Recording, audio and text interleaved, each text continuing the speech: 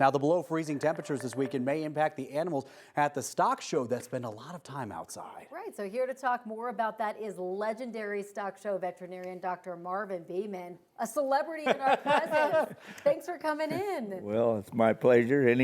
Anytime I can contribute to animals' health and welfare, I'll take the opportunity. We're sure glad you will. You are wonderful. All right, so first of all, talk about all the cattle that are out there at the stockyards. We've got this Arctic blast that's coming up this weekend.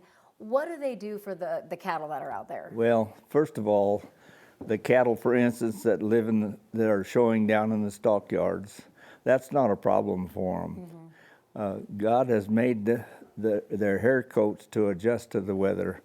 And interestingly enough, I'm not sure about the cattle, but the horses, for instance, have an erectile tissue in their hair, and that as it gets colder, that their hair sticks up out of their skin and traps the air. And if they don't get wet, they can tolerate a tremendous amount of cold. Yeah, it can really hold in the heat right there. When you're describing that, which animals specifically are we talking about? Well, the cattle, there's the cattle in the yards, then there's the cattle that show, and the cattle that show are up, what we call up on the hill, and they live in the barn during the day. But here's the irony about the cold.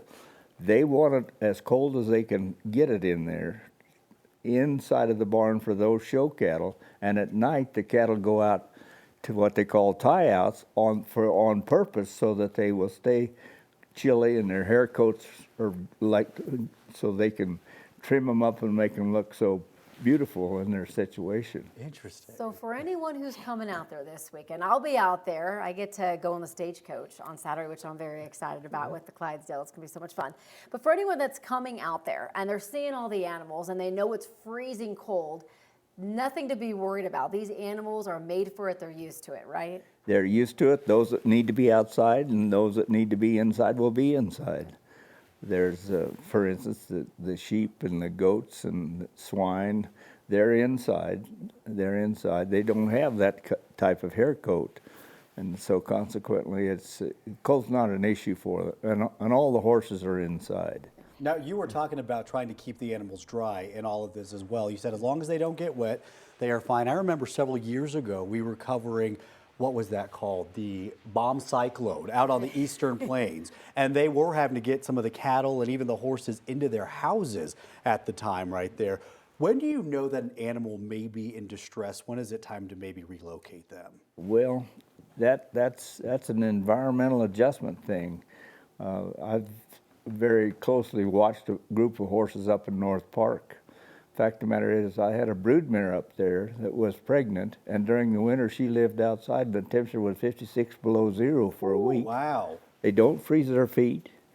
If they don't get wet, if they can get some shelter, but they're heavy coat even in snow. That's why I mentioned about the long hair. Right. The erectile tissue that's in their hair traps it, and snow doesn't bother them.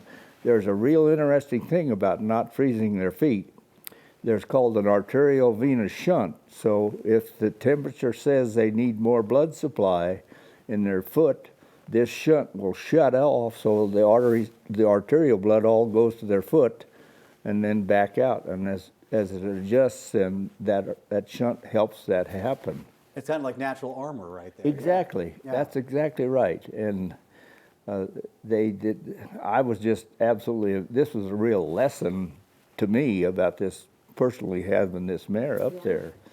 And she had a normal, healthy baby. In fact, right now I'm riding her great-granddaughter. Oh, no way! That's such a cool story. That is awesome. Okay, we only have a couple seconds left, but I have to ask you, how long have you been part of the National Western Stock Show? I've had an official job there since 1958. Wow, congratulations on thank you. A great run. Wow, and still riding horses? Yes, ma'am. Still doing it all? When you're riding grandbabies of these horses, that's when you know it's a good one. Yeah. That's true. Yeah, and you are a bit of a celebrity out there at the stock show. I know you are. Everyone wants to take pictures and chat with you, so we really appreciate you taking the time this morning. Well, you're busy. Thank you. It's been a wonderful association. Good. I really enjoy it. Yeah. Well, thank you so Dr. much. Beeman, thank you very much for taking the time. He's got an infectious smile. I know he doesn't he? It does. just makes you light up right there.